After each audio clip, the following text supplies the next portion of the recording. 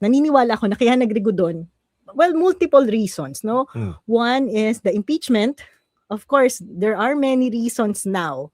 Sinasabi naman ni Cayetano, it will proceed, but there are many ways on how this impeachment will proceed in the Senate.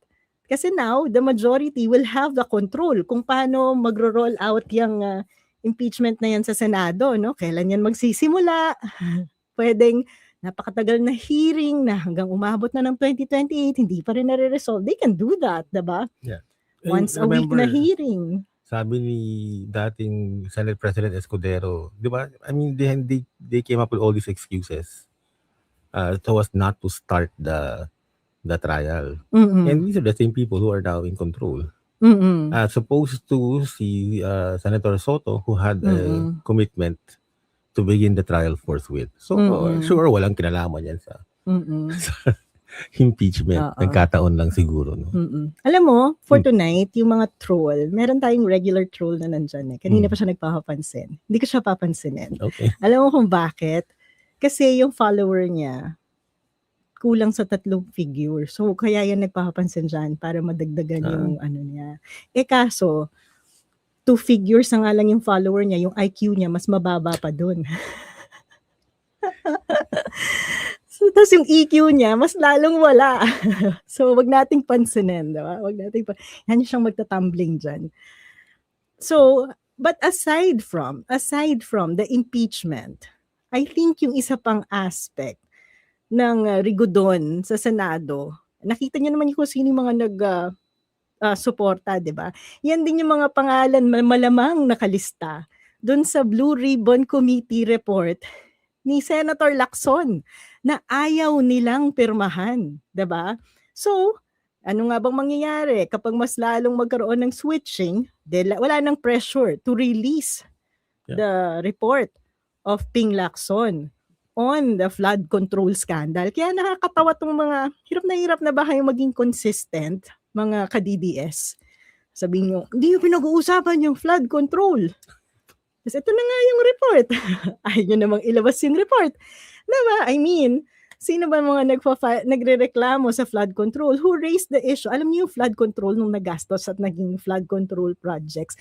Bago yan naging flood control projects, yan ay mga items sa budget. At sino ba ang nag-point out niyan? Hindi ba pinoint out na naman yan nung 200 billion insertion pa lang siya sa DPWH? Oh, tapos tatanungin tayo, anong ginagawa niyo? Wala kayong ginagawa sa flood control issue, etc. etc. No? Tapos ayaw yung ipa-pressure yung inyong mga kaalyado sa Senado na ilabas itong Blue Ribbon Committee report. Diba? Be consistent naman, guys. Alam namin na hirap na kayong magtatumbling para depensahan ang mga korupsyon ng kaalyado nyo. Pero you know, dapat para sa bayan. Hindi pa nila Hindi figure out para yan, sa bayad. Diba? Alin, hindi nila na-figure out? Na-inconsistent yung statement nila. So, maya-maya yan. After a few episodes, sabi na, ay, oo nga, no? Diba? Kung para ka sa bayan, dapat nilalabanan mo all forms of corruption, hindi yung, ito, konting corruption lang naman. Ito, bilyon. Ito dapat yung trilyon lang yung pinapanagot, hindi yung milyon, hindi yung bilyon. Huh? Kahit anong gawin niyo po, lahat na yan ay corruption. Issue ng korupsyon. So kung ang pinaglalaban nyo ay interes ng taong bayan, ay dapat wala kang kinakampihang politiko. Dapat lahat ng politiko pinananagot. So, first is the reason kung ba't nagkarigodon ngayon. Unang-una, impeachment. Pangalawa, para pagtakpan ng issue ng mga korupsyon dito sa flood control. It will be interesting sino ang papalit na Blue Ribbon Committee. Ay, may buhok mo? Bakit? Kasi yung papalit sa flood control. Sa Blue Ribbon Committee. O, sige. Ibig sabihin, mapagsasalita na naman nila si Lilitaw kaya uli si Guteza na nagtatangguna. Binabanggit na naman siya. Yung 18 Marines, okay lang naman, makikinig tayo. Papakinggan natin yung mga 18 Marines at saka yung mga inconsistencies nila sa statement. I would gladly listen to Defensor, diba? Na malalong maghukay ng sarili niyang hukay. Dapat pag inimbestigahan si Mike Defensor doon, pakitanong na rin yung involvement niya sa human trafficking, diba? Yung mga ganyan.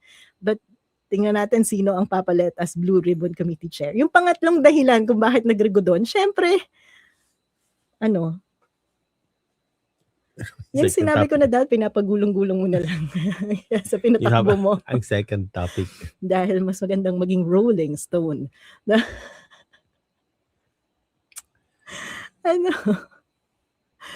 Yung pangatlong dahilan ay syempre nagpakita na si Bato pagkatapos ng 6 na buwang pagbabakasyon, Tapos yan, ngayon, after na 6 na buwang pagbabakasyon, nag-report siya sa trabaho kasi kailangan niyang Nag-cast ng boto. Oo, para kay Sara. Kaso ba't nagtatatakbo siya sa takot kay Trillanes? Nakakatawa ganyan yung mga DDS traits Yung saksakan ng dada kapag hindi mo kaharap. Yung kayabangan ba? Di ba siya naghamon na padampot at si Trillanes daw ang maglagay ng posas sa kanya? Dyan na nga. Pag nandyan na yung ICC warrant, ayun na. Tapos ngayon, nagdadadrama siya at parang nakakapit sa palda. Wag niyo akong... Bakit niyo ako inuhuli dito? Ba dapat nakakapit sa kurtina ng Senado, no? Yun yung image na nakita ko habang hinihila siya ng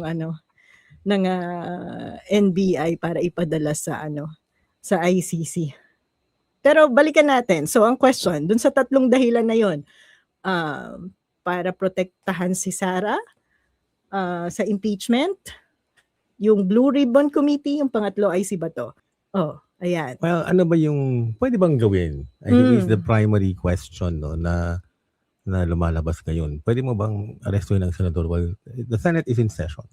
And meron ngang isang article sa Constitution, Article 6, Section 11, nagsasabi na no senator or member of the House of Representatives shall, in all offenses punishable by not more than 6 years of imprisonment, be privileged from arrest while the Congress is in session.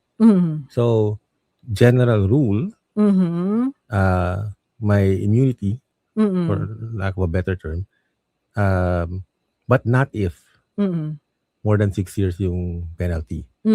Okay? Kasi, in other words, we want them to be able to do their jobs without looking over their shoulders, pero pag 6 years na yan, pagka yung kaso mo, ang penalty is more than 6 years, yes. Hindi na sila protected ng provision na to ng Constitution. Yes. Ano ba yung kaso ni Bato?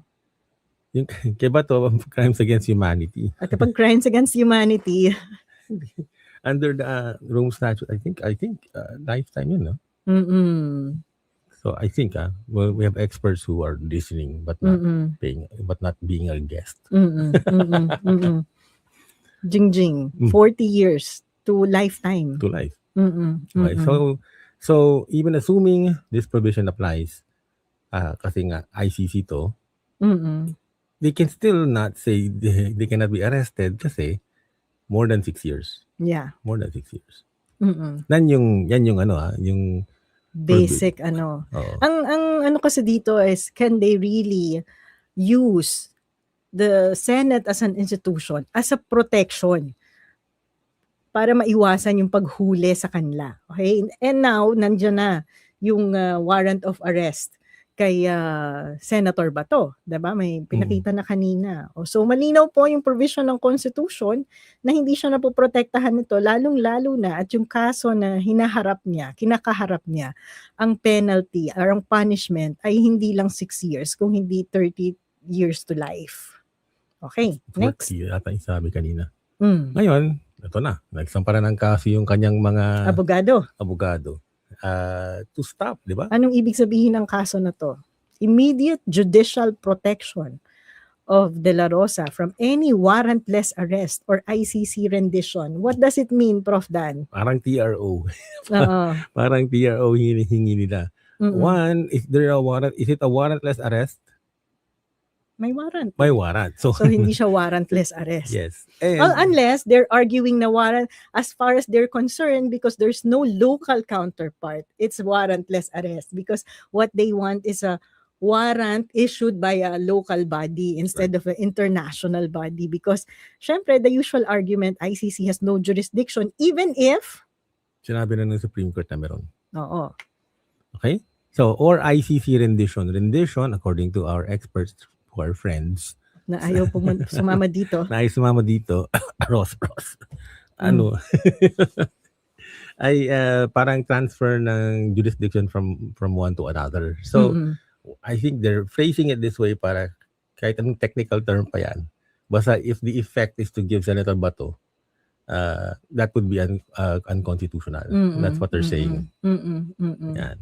So, ang bilis, no? Bugado, kala nyo. Matagal na nilang Oo, pinaghandaan yan. actually. Ilang buwan siyang absent. Yan lang yung inaasikaso niya habang Nakahanda na absent yan. siya. Yan po yung pinasweldo nyo kay Senator Bato, itong petition na to sa Supreme Court. Ayan. Pwede bang ano? Ito ay galing kay Fiscal EJ, no? I-follow niyo siya sa Facebook kasi marami siyang very useful post in terms of mga legal issues. Ang sinasabi niya dito ay, can the Senate really protect Senator Bato, 'di ba? At provide nga ba ng sanctuary itong Senado. So nakalagay dito sa RA 9851 ay ano 'yun? Sorry, ang liit, no?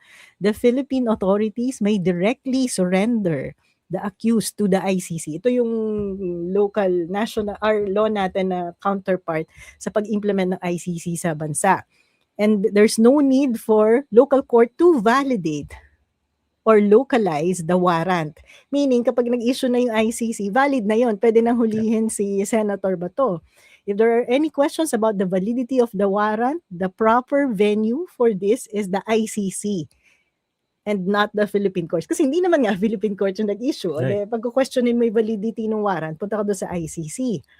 Pangalawa, sinasabi rin niya dito ay, is the Senate a sanctuary? Ibig sabihin, pwede ba siyang protektahan yung mga senador na may criminal procedure? Sabi po dito, under Rule 113, Section 11 of the Rules of Criminal Procedure, authorities, ibig sabihin, yung local authorities natin na mag-execute ng warrant can break into any building or enclosure if a person to be arrested is inside. Okay. No building, including the Senate, is above the law. Tan. So, yung sabihin lang, ng mga previous years, talagang ginagawa lang yun as a traditional show of respect sa Senado. Pero eventually, ang nakita natin, di ba lumabas nga rin sila? At nag-surrender. But, if worst comes to worst, pwedeng pumasok talaga. So, yung question kanina na bakit nandyan ang mga NBI, pa-contempt natin sila, etc. Dito sa dokumento at pinipresent sa atin ni Fiscal EJ, nasabi niya may batayan sa batas natin na bumasok yung mga mag-execute ng warrant of arrest para kuhanan si Bato. At walang sanctuary na parang simbahan. I was going to say Notre Dame. Diba? Hindi Notre Dame na bawal pumasok yung estado. Walang ganyan. Walang concept na ganyan sa law school. Na may zone. Parang akala mo demonyo yung kalaban mo. Pag pumasok ka sa simbahan, hindi ka na masusundan ng demonyo sa simbahan o kaya pag-aswang. Yeah. Kasi may cross. So walang ganyang concept. Oo. And then, of course, yung dinidiscuss natin kanina na parliamentary immunity does not apply. Kasi nga, 6 years is 6 years. Kapag crime against humanity, ayan, 30 years to life imprisonment. So, thank you kay Fiscal EJ. Ginrab namin to sa wall mo. Nakalimutan ko isulat na galing sa'yo. Oo, galing po to sa kanya. And please follow him on Facebook. Yeah. So review natin, sino-sino yung mga senador dati nagkaroon ng mga ganitong issue. First, Juan Ponce Enrile and the 1990 rebellion case. Prof. Dan. Nagkano siya? I mean, ang point ng summary nito is that the state sought to arrest them, the Senate, and eventually, lumabas naman sila. Diba? I think si Trillanes na yung pinakamatagal dun sa loob. Oo, so halimbawa si Enrile, nung si Senate President Jovito Salonga, of course it's expected na they would push back against the mga ganito because syempre the integrity of the Senate, etc. as an institution to arrest him inside. Pero while session was ongoing. But eventually, tingnan nyo, Enrile later surrendered outside the Senate after delivering a privileged speech. No? Pero nag-voluntary surrender sila. Si Bato, lakas-lakas ng loob, di ba? Bakit niya, ICC dito, samahan mo pa sila, Trillanes. So ngayon parang nakakapit sa kurtina ng Senado.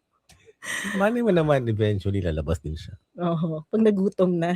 Kawawa naman yung mga staff ng Senate. Ginagamit na shield. Oh. So si Jinggoy Estrada attempted arrest, pero I think dahil below 6 years yung Sa penalty ng kanya ng libel at the libel. time, may protection siya. So the Senate President and Sergeant at Arms blocked the police from arresting him inside the Senate, invoking parliamentary immunity. Oh. And yun nga, because the penalty for the libel is below 6 years, so it's consistent with the provision of the Constitution. Okay. Ito Ito naman Jinggoy yung- ulit. May napapansin na ba kayo? Paulit-ulit lang yung character, cast of buong review, character. Dahil paulit-ulit nyo silang binoboto. Oh. Pindaf yan, di ba? Oo, pork barrel, di ba? Humarang din si Drilon, di ba? If you're the head, you may posturing dyan eh. Oo. Pero in the end, parang sa akin, Oo. so what? Kung kinaresto ka sa loob ng... Pero baka nga... Hindi, wag niyo siyang Diba? arestuhin. Pag sinabi, ako yung Senate President, Siyempre, di mo sasabihin na, ikaw yung sabi, sige na nga, arestuhin niyo na I sila. would. Go. Meron kami ditong warrant galing sa ICC or say galing sa local courts natin. Sabi ko, Senator Bato, pwede ba sumama ka na lang para wala nang gulo? And let's do the right thing here and follow the rule of law. Di ba? Oo. So yan, nag-ano rin sila eventually, di ba? Oo, yung mga naghanap dyan ng maleta, ano ba kayo? Nakita nyo na kung nasan yung maleta? Di pa sa mga kakampi nyo din. Hanap-hanap pa rin kayo ng maleta. Oo, ayan o. Hindi ko napansin pag... Sila yung Lima, you're familiar with this case. Of course. Yeah. And they tried to arrest her inside, no? Ito rin actually sinasabi ni Senator Cayetano kanina na may warrants. Oo. Well, okay, because these are local cases, Yes. syempre may warrant, no? Yun ang gusto kong sabihin sa kanya eh. And naturally, ito kasing mga to, may international or local man yung crime na kinumit nila, they all had the decency na wag gamitin yung institution na shield. You know, pwede naman talaga siya the problem is, it will create a dynamic eh. Of course, yung mga kasama mong senador and even the Senate President would assert to a certain degree yung kanyang institution, di ba? Na kailangan mong ipagyabang yan na hindi kayo naiinsulto or napapahiya. Kahit na yung mga binuboto yung mga senador, ganyan talagang level. Di ba? But then, all the others na nagkaroon ng issue had the decency. Even si Leila de Lima na bogus yung mga kinaso sa kanya, had the decency na hindi i-drag yung institution sa mga issues na kinakasangkutan nila. Diba? And that's the right thing to do as an individual. Harapin mo yung kasong inilalapag sa'yo. Diba? Kahit kay Senator de Lima nga, puro fake yung nilagay na kaso eh. Yeah. Diba? Lahat. And may decency siya na harapin ng mga kasong ito. Si Senator Bato nagtatago sa palda ng Senado. Diba? Yung mga tumbling-tumbling dyan, pinagboboboto nyo, mga criminal, accused. Although to be fair, I think Trillanes stayed a long time. Hindi naman Several days. Hindi ko lang maalala. Again, of course, the Senate leadership resisted sa arrest niya inside the chamber, but eventually arrested only after Makati Court issued a warrant. No? Sabi nila, may warrant kasi. Ang sinasabi nila, hindi dapat NBI.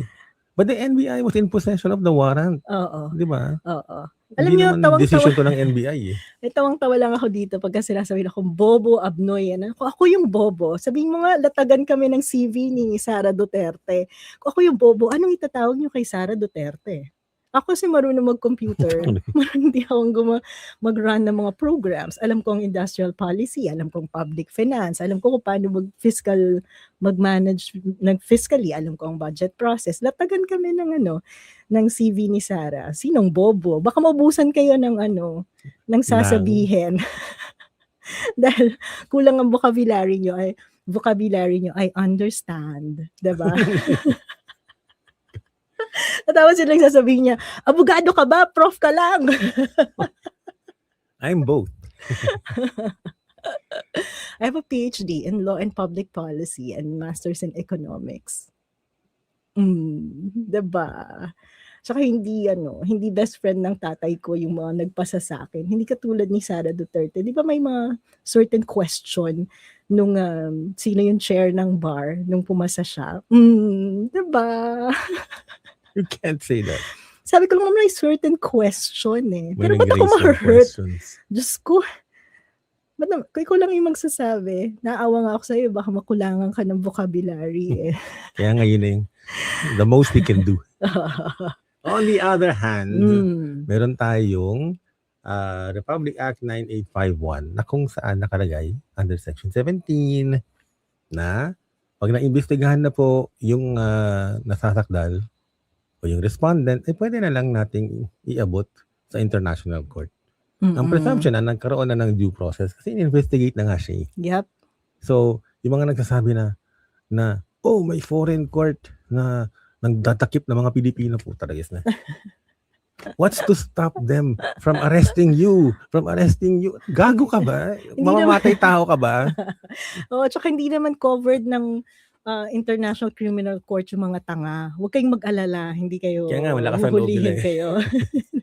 Imagine Pero pag hinuli kayo mga tanga doon, Diyos ko, mapupuno yung The Hague, tapos masyado magastos, diba? So, mahal doon. Oo, hindi kayo pag-aaksayahan ng Dadalawin pa kayo ng mga state asset. So, pwede.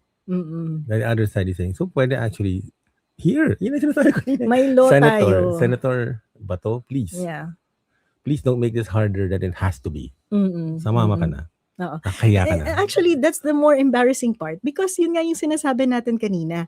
If you look at yung mga history ng mga senador na na-issuehan ng warrant, ang issue dito is hindi naman na yan, wala na yan differentiation ng local or national or international. I mean, domestic or international. Because yung Pilipinas ay bahagi pa rin ng ICC noong na-commit yung crime na to. So wala nang issue at problem with respect to jurisdiction. At meron tayong batas tungkol sa, yung Philippine Act on Crimes Against International Humanitarian Law, Genocide, and Other Crimes Against Humanity. Mas nakakahiya lang yung ganitong tao na katulad ni Bato na ginagamit ang Senado as a shield, diba? Para talikuran at huwag panagutan yung mga krimen na nakumit niya nung panahon ni Duterte.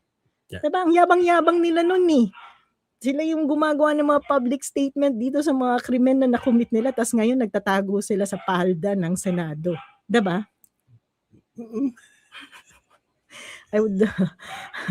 Tapos, alam mo yun, i-drag mo yung institution sa mga ganitong issue. And as we said, and you look at the history, of course, the Senate would defend itself. Parang, okay, ganito, protectionan, etc.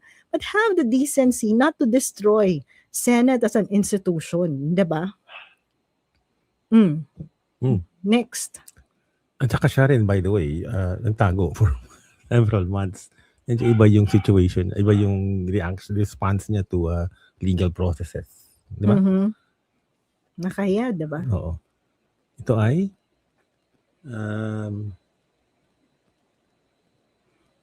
ano yan? Laki.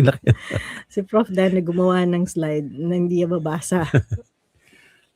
Part pa rin pala ito nung 9851. So, and ito na yun, in the interest of justice, the relevant Philippine authorities may dispense with the investigation or prosecution of a crime punishable under this act. If another court or international tribunal, nandyan nakalagay, is already conducting the investigation or undertaking the prosecution of such crime. So, ibig sabihin po niyan ay hindi na kailangang ulitin locally kung ano yung nagawa na internationally. Yes. Kumbaga dito sa batas na to, kinikilala natin ang jurisdiction ng International Tribunal, lalo na sa mga ganito kalaking issue. At ang premise niyan ay, bakit nga ba nagkakaroon ng, bakit tayo nag-subscribe sa international courts? Dahil naniniwala tayo na hindi yan madidiscuss fairly sa domestic level dahil biased, hindi maayos ang ating mga institutions in terms of trying powerful people, which is true, no?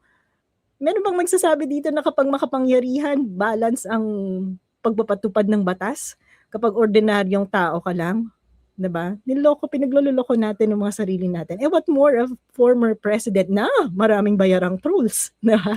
Who's trying, and these trolls always try to Importante yung next sentence. shape our policy and public opinion. Yan ang function ng mga troll na yan eh. Kaya kahit hindi mga totoo yan.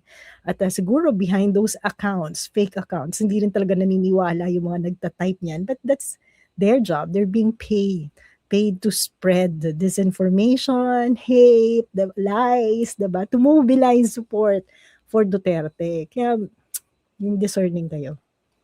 Look at the second sentence.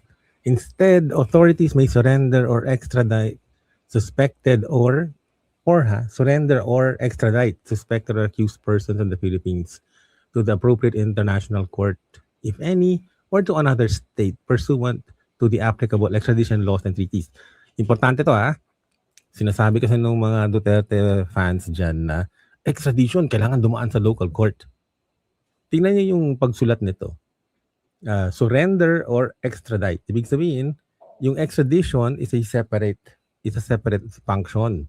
Yan yung dadaan sa local court. Yung surrender, na-investigahan na po yan dun sa first sentence.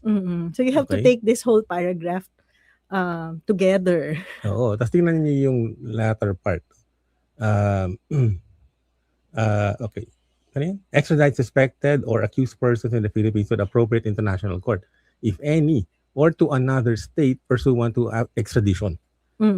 So Diba? extradition refers to another state Yes. requesting for that person to be extradited. Yes. Ang surrender ay para dun sa appropriate international court where the whole process has been done already with respect to possible investigation or prosecution, etc., etc.